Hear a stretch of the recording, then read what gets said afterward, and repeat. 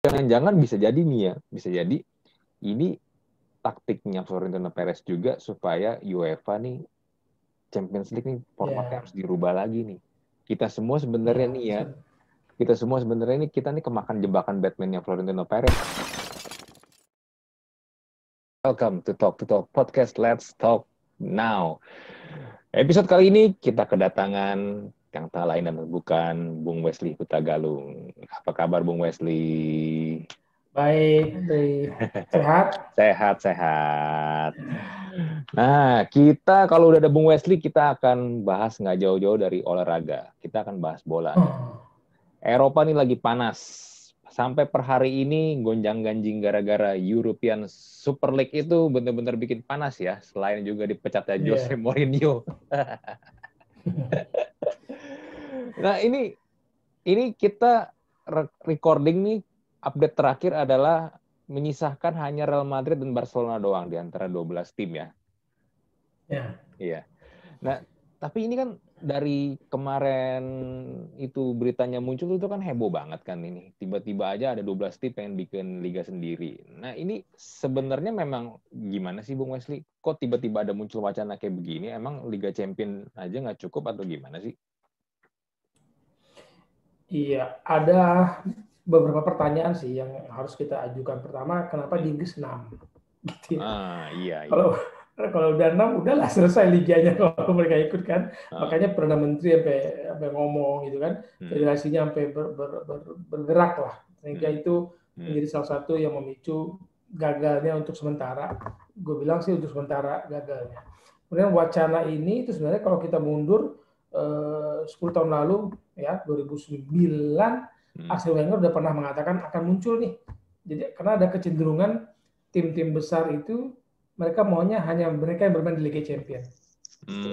Mereka hmm, bikinlah aturan yang kalau udah ketemu satu negara nggak boleh ketemu lagi satu klub satu negara gitu kan. hmm, Itu kan sebenarnya udah muncul wacana-wacana bahwa mereka ini adalah pemilik penguasa dan bisa mengatur UEFA hmm, gitu. hmm, Kalau kita mundur lagi jauh sebelumnya ketika sejumlah klub termasuk masalah itu yang paling getol itu yang bicara itu Milan, Juve, waktu itu Madrid bahwa mereka udah lama mau bikin liga seperti ini, liga tim-tim yang super yang mereka pikir mereka bisa menghasilkan uang. hmm, Sekarang kalau kita bertanya, Andre, hmm, daya tarik UEFA, misalkan ada Barcelona, hmm. ada Real Madrid, ada Real Betis, ada Deportivo, nggak mungkin kan kita bilang oh daya tarik 4 klub dari Spanyol Real Betis atau Deportivo enggak. Iya, Nah itu benar. mereka paham. Hmm, Jadi kalau orang tanya kok bisa ini bisa banget dan ini nggak akan heran dan gue nggak akan heran.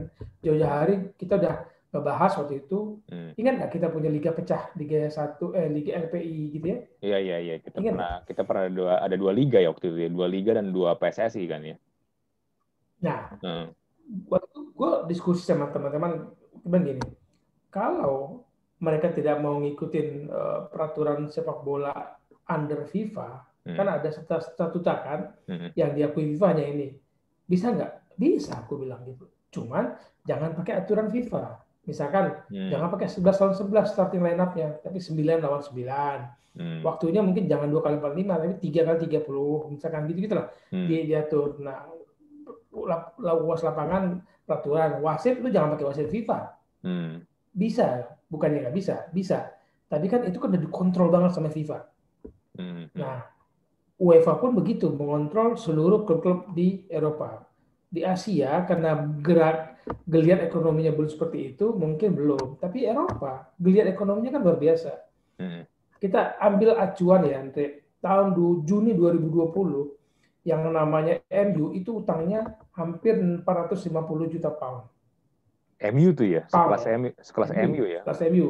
Ya, terus kalau gaji pemain total ya dari pemain utama sampai pemain apa level yang mereka paling rendah dibayar itu Hmm, mereka harus menggaji per tahun ya hmm, 188 juta pound atau 3,8 triliun rupiah per tahun hanya untuk gaji.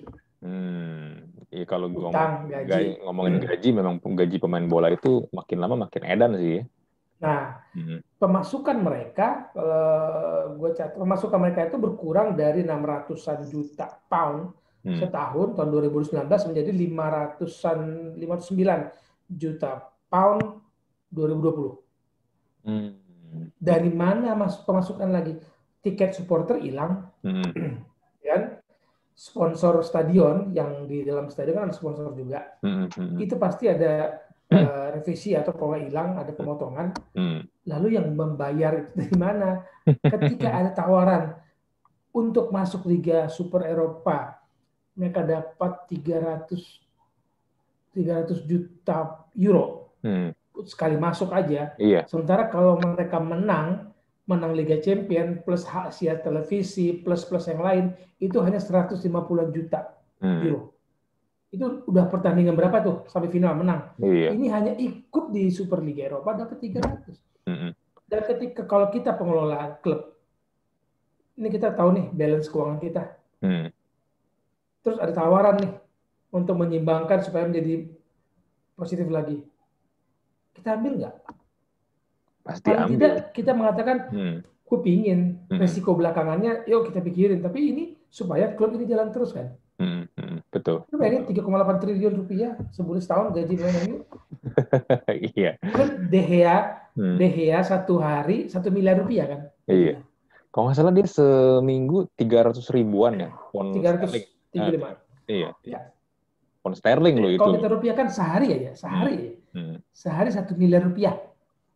Uh-uh. Terus pemasukan klub yang tadinya bikin forecastnya enak nih kan, bikin forecast, wah ada pertandingan, ada ini sampai jumlah pertandingan, tiket pertandingan home, Hmm. main di Premier League 19 misalkan itu dari Premier League, dari Liga Champion main home berapa dapat, kan hancur semua. Hmm.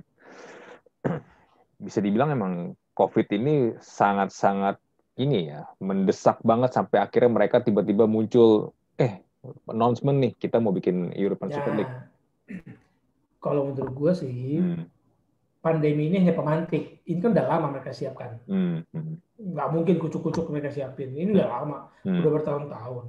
Dan kenapa Florentino Perez yang jadi pimpinannya kan? Hmm. Karena dia berhasil membuktikan Los Galacticos di Real Madrid itu dengan gaji pemain-pemainnya segini bisa jalan kok mereka. Hmm. Meskipun ada hutangnya juga kan sama si JP Morgan yang investornya si Super League ini kan Madrid minjam juga, masalah 500 sampai 600 juta. Tapi kan mereka tahu pinjam tapi pemasukannya jelas. Kan si Perez yang jadi bosnya. Ya, dan yang diberitakan juga di ini kan, dikabarkan adalah kalau Barcelona yang pemasukannya paling banyak di antara semua klub Eropa itu justru kan kemarin sempat ini kan diterpa krisis finansial karena ya itu rugi. Ya. Barcelona kalau nggak salah mereka berapa ya penghasilan revenue 800 juta euro ya, correct me if I'm wrong kalau nggak salah ya. Ya, itu. Tapi mereka tertimpa paling tinggi kan. sih. Paling tinggi. Itu pun nggak nolong ya. Jadi ya, teman gini loh, kalau kita perhatiin nih ya, makin kesini kan juga harga pemain transfer tuh gila-gilaan kan. Apalagi semenjak Abramovich itu masuk Chelsea, lalu Arab Money itu ke PSG dan City, ya itu tuh harga tuh udah mulai nggak masuk di akal. Kadang-kadang pemain yang sebenarnya kualitasnya mungkin biasa-biasa aja, harganya bisa gila-gilaan. Let's say gini lah, ya Florentino Perez juga di Real Madrid, dia juga banyak mecahin rekor transfer, tapi bisa dibilang itu masih worth it lah dengan kualitas yang dibeli ya. Misalnya dia meskipun nggak semuanya berhasil sih. Ya biarpun nggak semuanya berhasil ya, tapi let's say misalnya Zidane atau Cristiano Ronaldo, ya mereka layak lah kalau misalnya dikasih harga segitu. Tapi kayak misalnya contoh gini deh, Neymar pemain bagus ya, tapi dengan sampai dia membeli sendiri close out-nya dia itu sih gila sih itu sih. Dan harganya sangat-sangat 200 juta lebih kan itu kan ini buyout-nya dia kan. Itu kan udah mulai nggak akan ada lagi yang sanggup beli pemain kayak gitu. Iya, bener. Tapi ya biar gimana pun ya itu PSG kan, mereka bermain di Ligue 1. Mau gimana pun juga udah 98% lah bisa dibilang mereka juara lah itulah dengan materi kayak begitu kan. Iya, di sinilah ironisnya ya. Kalau kita katakan para pemain supporter itu bilang apa ya, built by the poor, stolen by the rich. By the rich. Ya kan mereka bilang, wah kita kelas pekerja membangun klub ini dari awal sampai segini. Pengelolaan mereka ala kaum buruh lah, kaum pekerja. Nah kalau itu diterapkan sekarang, nggak akan ada De Gea, nggak akan ada Pogba, ya kan, nggak akan ada Bruno di MU. Ini nggak bisa dalam pengelolaan itu. Sementara mereka tuh mau juara. Nah, sisi lain bisnis is bisnis gitu ya. Nggak ada pengusaha, apalagi investor-investor itu mau ngucurin terus bersiap uangnya hilang. Nggak ada.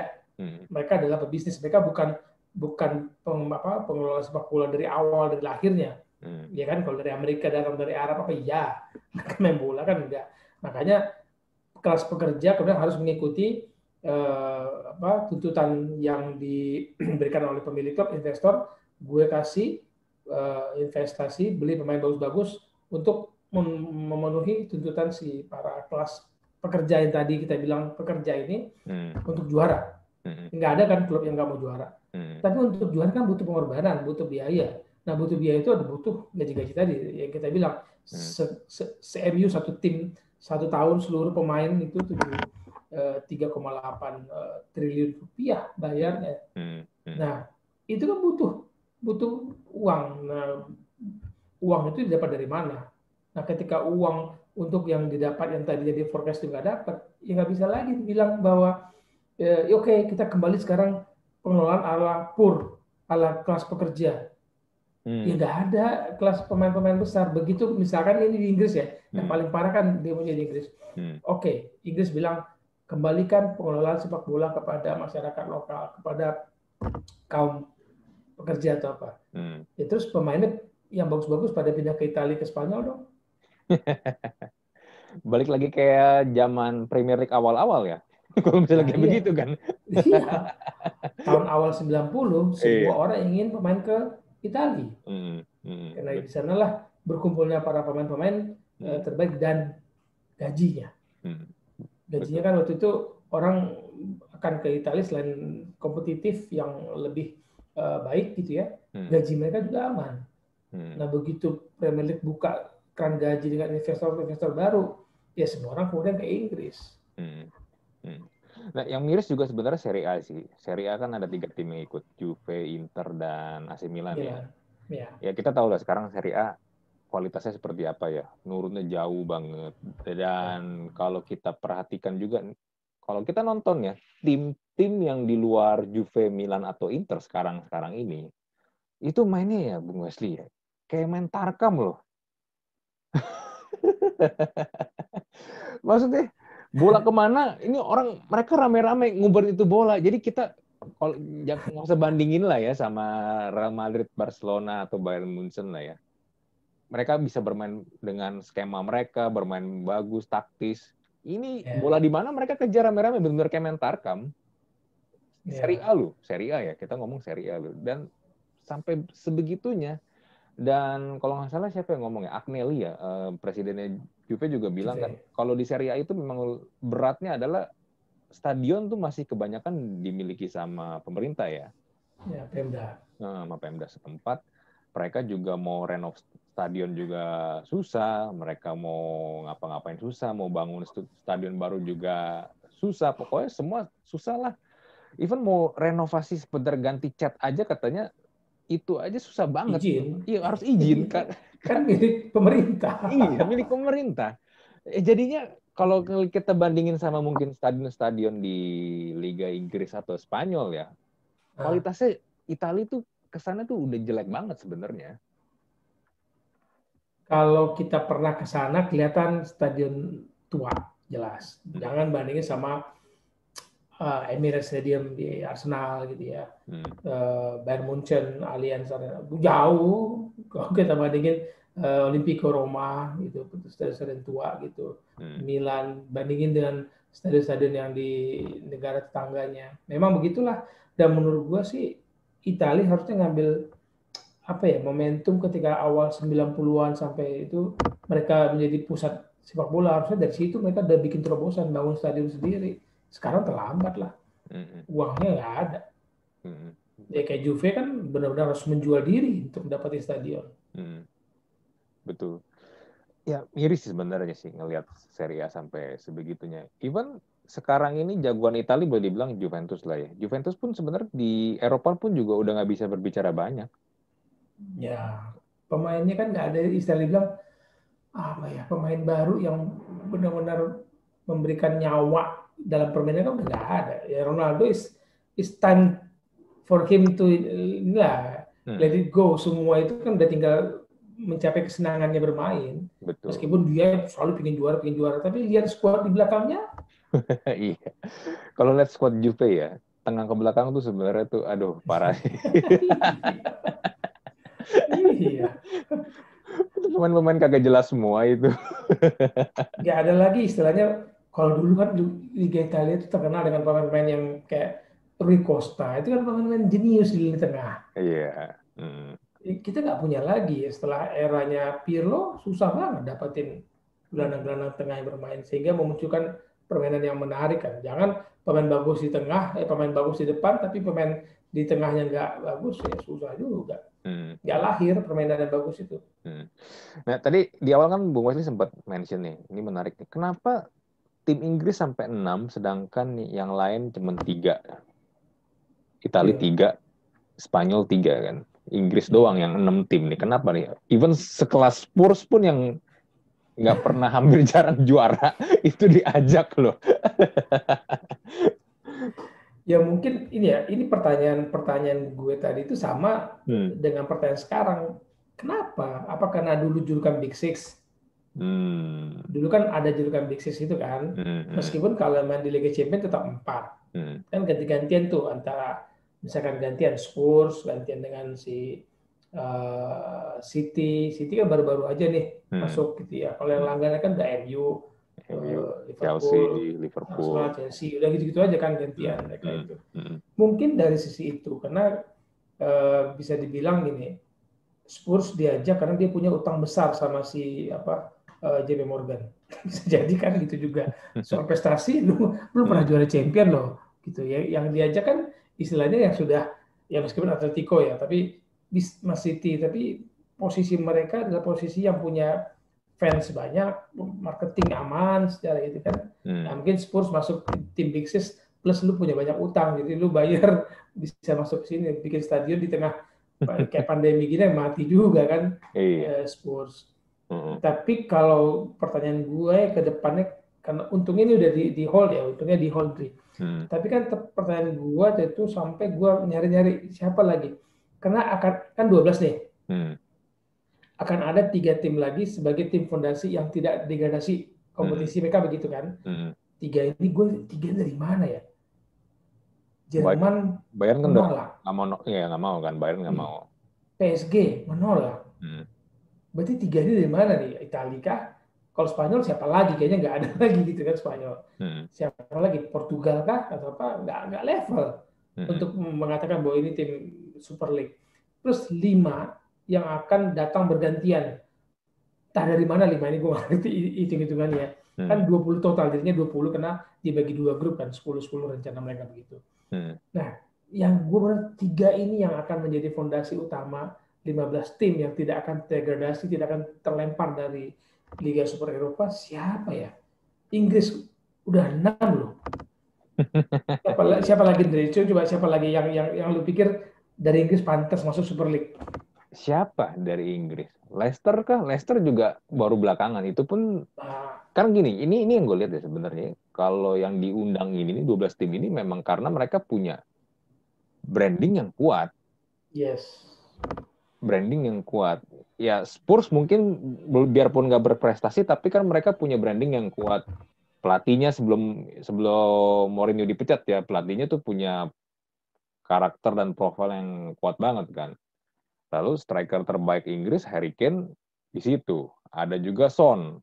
Son yang punya fanbase-nya di Asia, di Oke, Korea Selatan, Asia. itu Ya. juga kuat. Nah, itu paling ini sih. Cuman kalau misalnya di luar itu ya memang gimana ya? Ya balik lagi ini kan bisnis ya sebenarnya ya. Kalau yang Florentino Perez juga bilang kan, ya ini memang harus mencari dana lagi karena memang udah nggak bisa ini kalau ngarepin UEFA doang. Iya, UEFA ini kan pukulan juga buat UEFA. Meskipun UEFA menang di fase awal gertak menggertak ini. Tapi ini pukulan buat UEFA.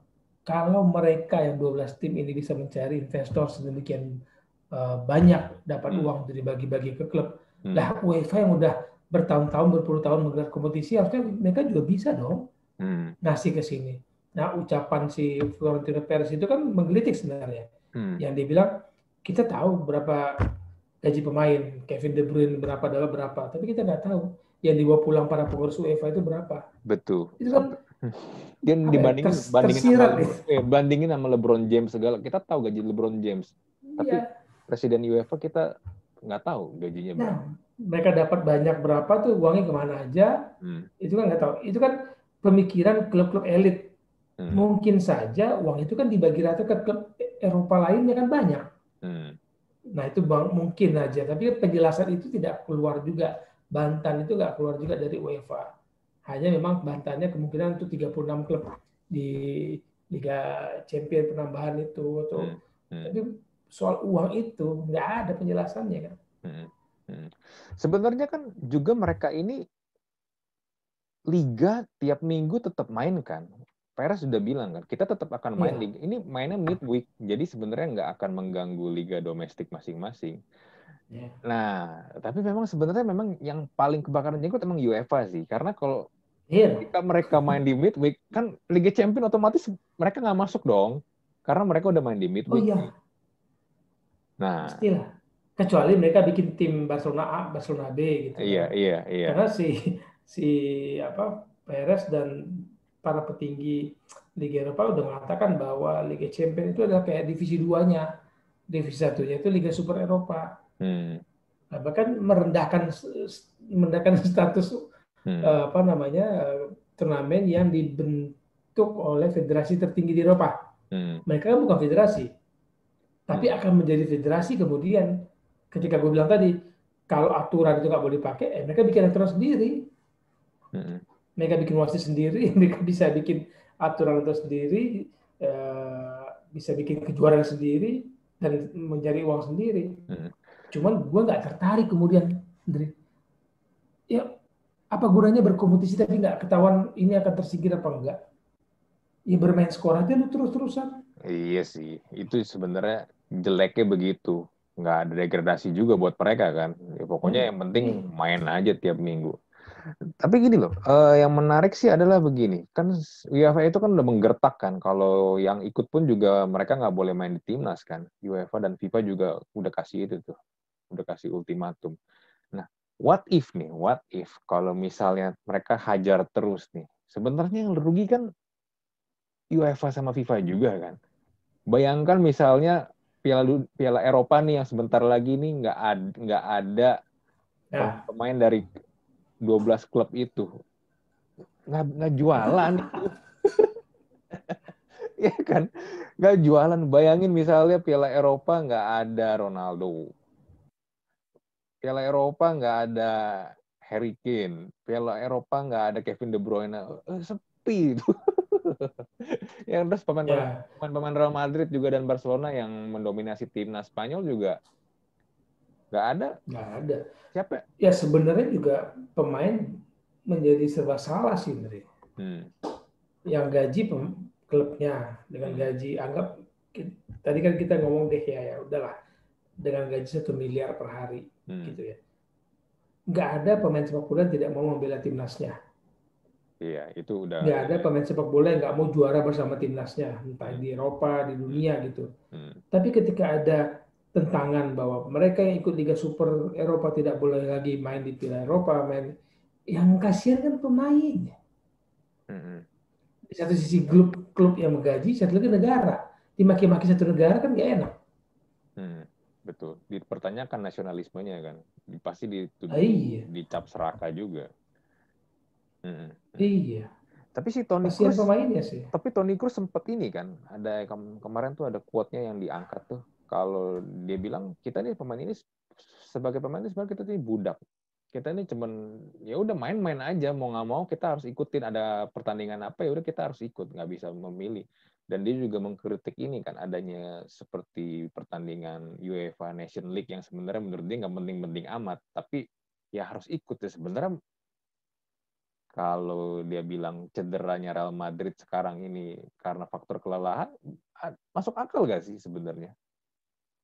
Ya, banyak pemain, banyak pelatih yang memang tidak setuju dengan UEFA Nation League. Ngapain sih UEFA? Itulah rakusnya UEFA yang menurut para petinggi Liga Super Eropa ini keterlaluan.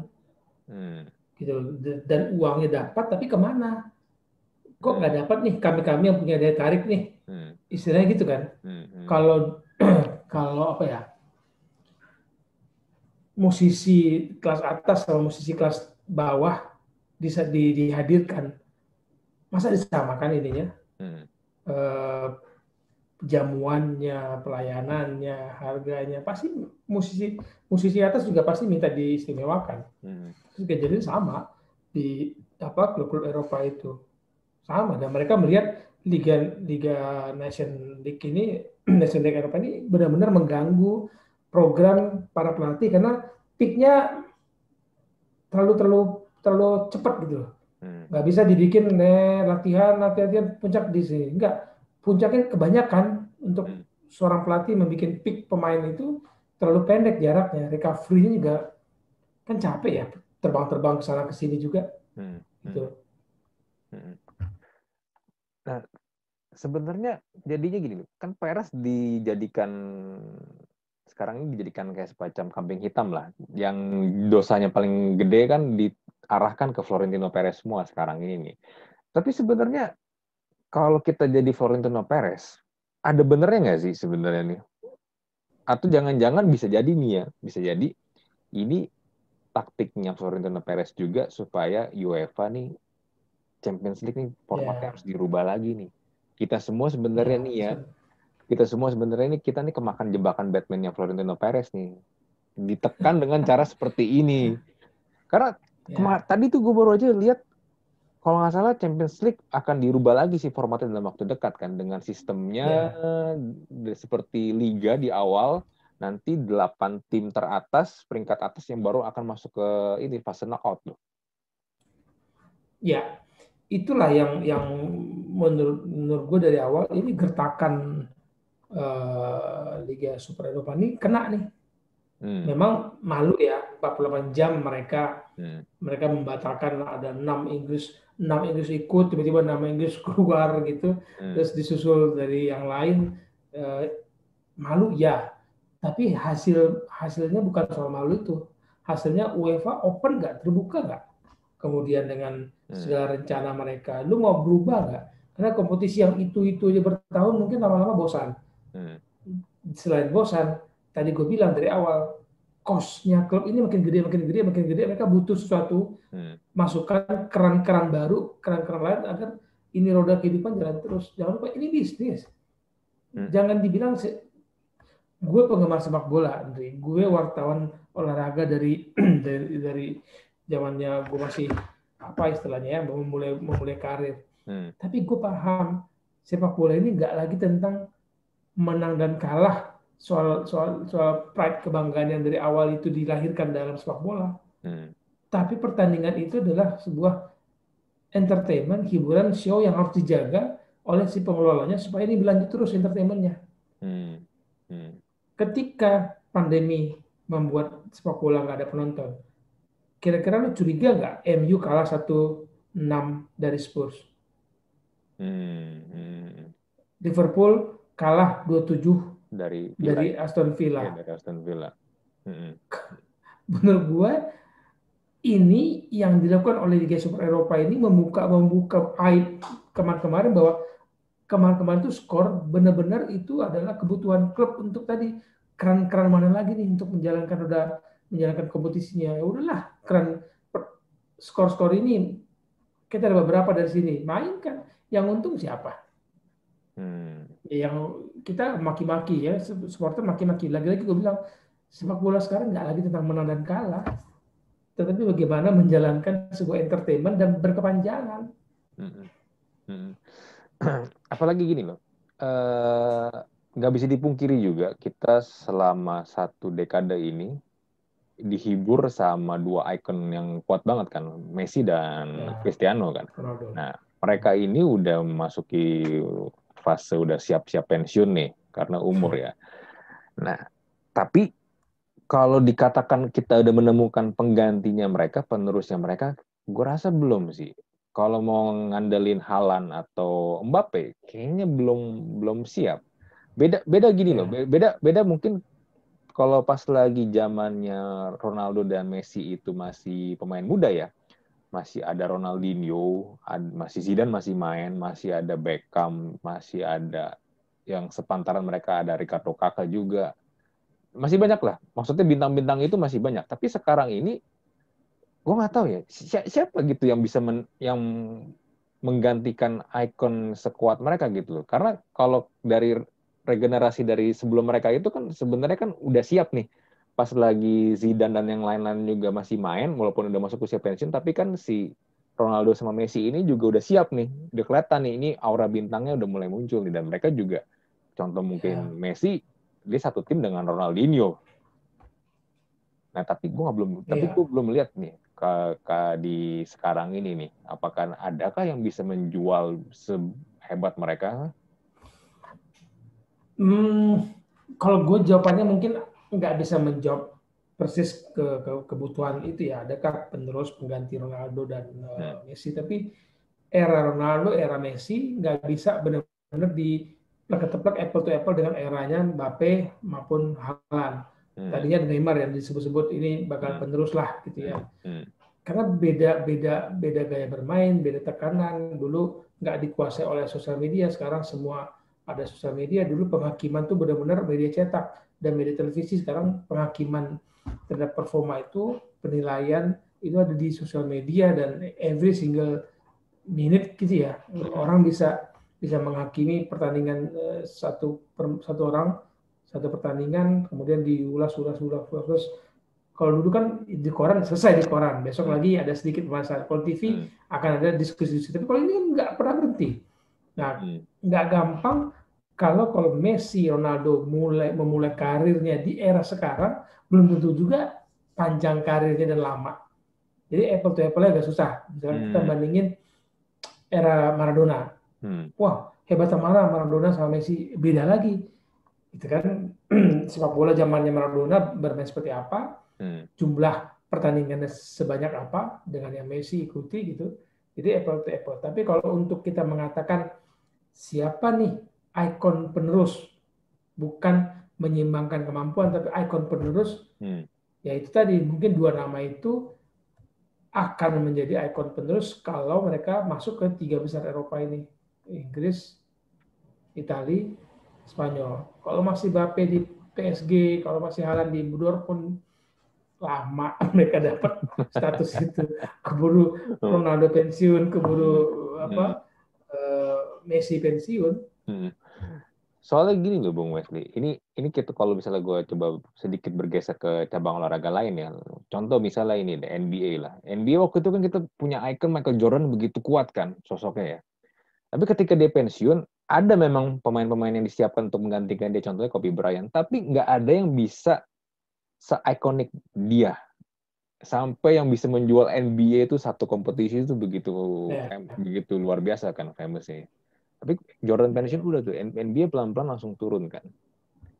Langsung, ya gue langsung. ngikutin ketika Hmm, mau pensiun, Grand Hill sempat disebut-sebut hmm, belum Kobe. hmm, Segitu aja tuh ya.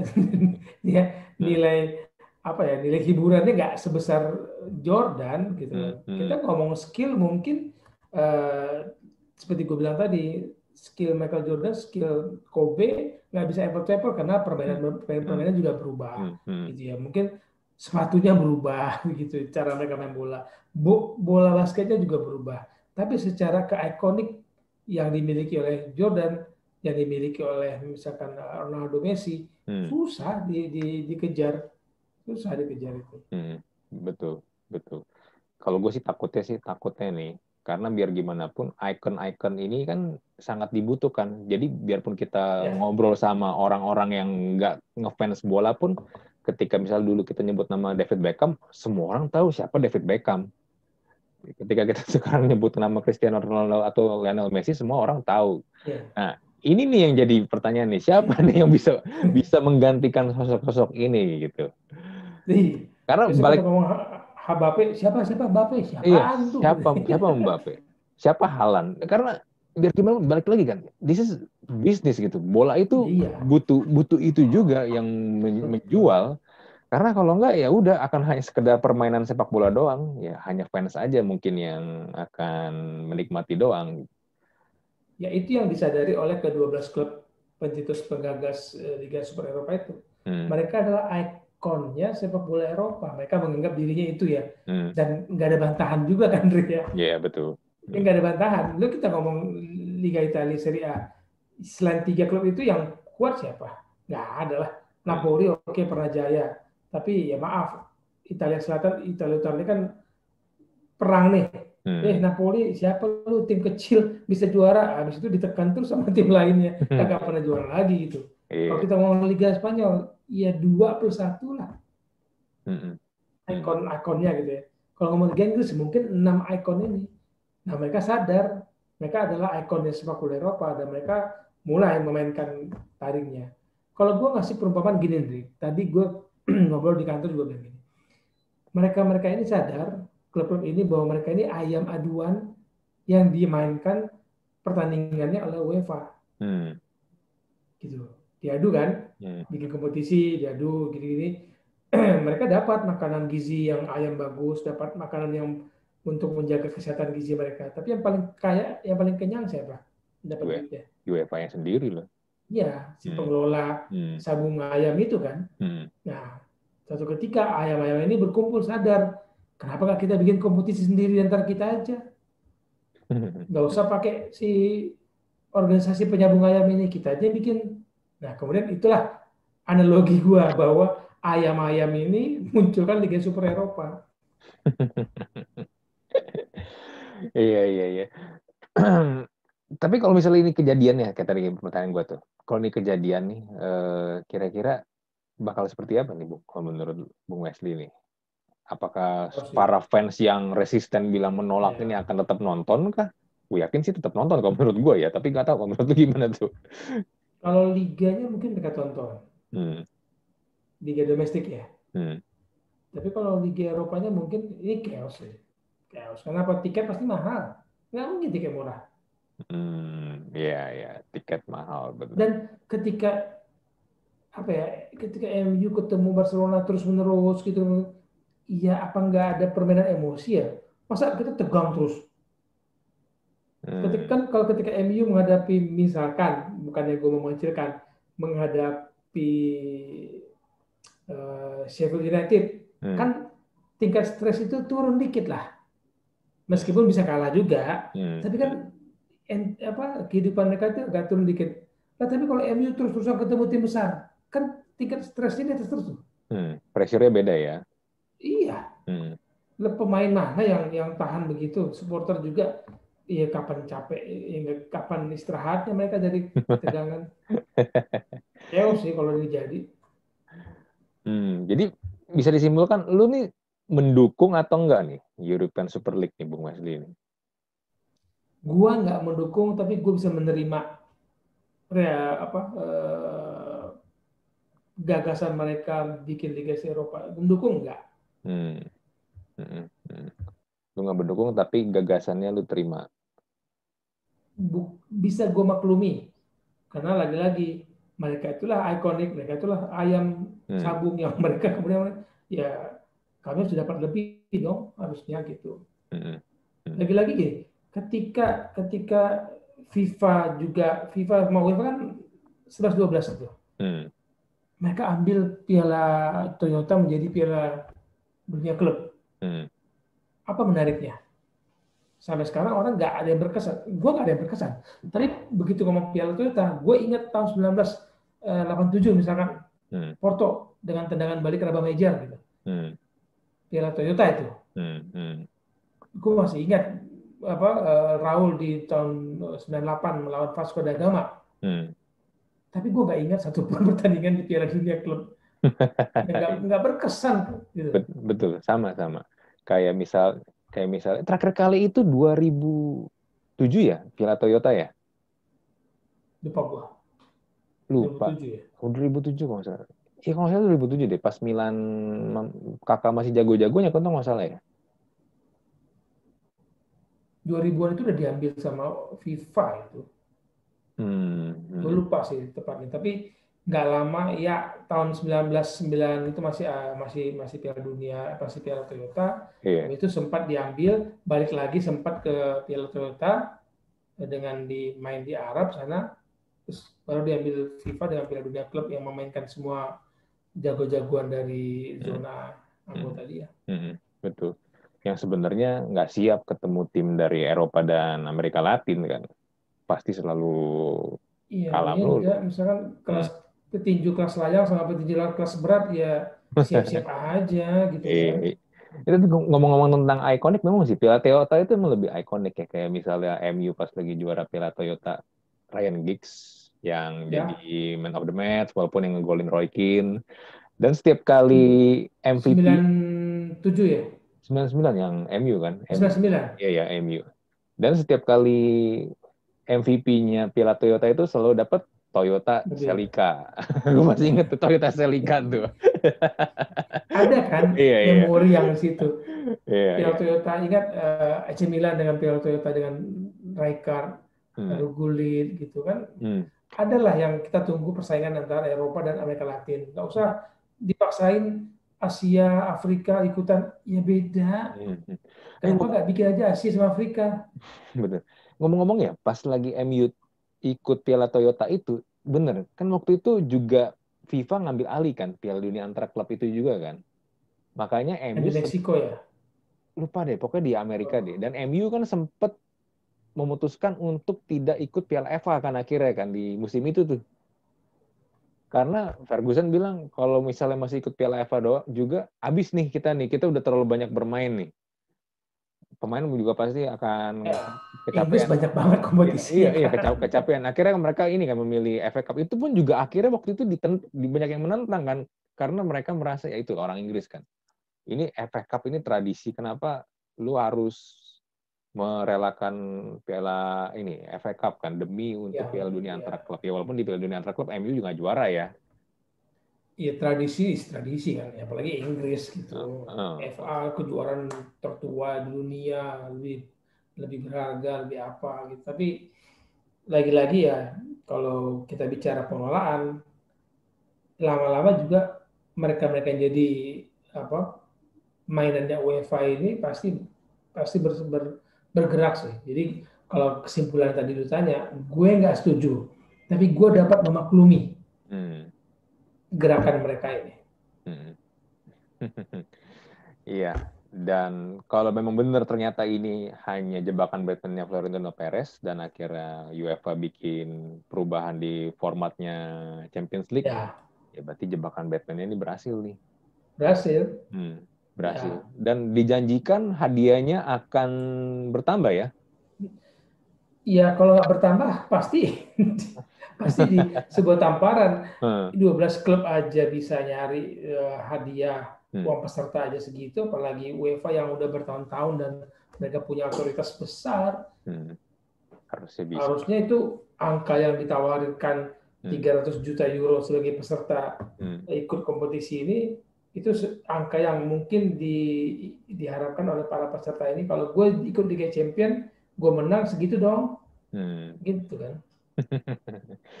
Iya, ngomong-ngomong Florentino Perez itu biar gimana pun mungkin banyak orang yang nggak suka sama dia karena kesannya dia tuh ini banget ya, serakah banget ya. Tapi dia itu pinter loh. Ya pengusaha kontraktor harus Mhm. pinter. Iya, nggak ada yang pernah menyangka kan membajak bintang Barcelona ke Real Madrid. Pakai tisu, Tapi gitu. pakai tisu doang. Lu mau pindah Iya, gak dan? iya, iya. Tidak sih dan. Hmm, hmm, Tapi kan nggak semuanya ya. Tadi kita bilang nggak semuanya hmm. berhasil lah. Los Galacticos Owen apa nggak hancur gitu. Iya, benar, benar, benar. Oh, Woodgate kenapa nggak hancur gitu. Casano semusim doang, bis itu nggak jelas. Iya. Ya Iya. kasarnya emang udah gak jelas itu pembelian yang aneh itu. Hmm, Lihat aja dimanapun dia main, tapi nggak jelas lagi kan. Begitu udah masuk ke Eropa, gaya hidupnya begitu, udah nggak jelas. Di Milan lah masih sempat juara. Juara nggak sih di Milan nih? Nggak. Lupa. Nggak fenomenal. Hmm. Orang nggak terlalu kuat ingatannya. Kalau Kakak, gue ingat gitu loh, tendangannya, kakinya misalkan, atau kalau dia cetak gol Kasano, ya lewat-lewat gitu aja udah. Badan kecil oke lah gitu ya. Mukanya yang mukanya yang nggak mulus gitu, itu doang. Iya. Iya. Oke deh, jadi ini ya, semua sudah berakhir nih ya European Super League ya, dengan timnya pada mundur semua. Bukan berakhir sih kalau menurut gue. Tiarap. Tiarap ya. Mereka akan bangkit lagi ketika ada kebutuhan yang nggak Hmm. sesuai dengan janji. Hmm. Hmm. Ya ini jadi alat, ya balik lagi kayak tadi kita bahas, ini akan jadi alat sebuah senapan buat UEFA atau FIFA nih. Kalau misalnya lu macem-macem nggak beres, gue udah punya senjata nih, gue udah punya peluru nih buat iniin kalian nih. Karena memang FIFA ini sama UEFA ini terlalu dominan banget ya. Iya. Contoh di Indonesia aja kemarin yang kita sempet kisru kan, PSSI selalu kan gitu kan. Kalau misalnya sampai pemerintah atau negara intervensi, udah tuh negaranya akan dibekukan dari FIFA.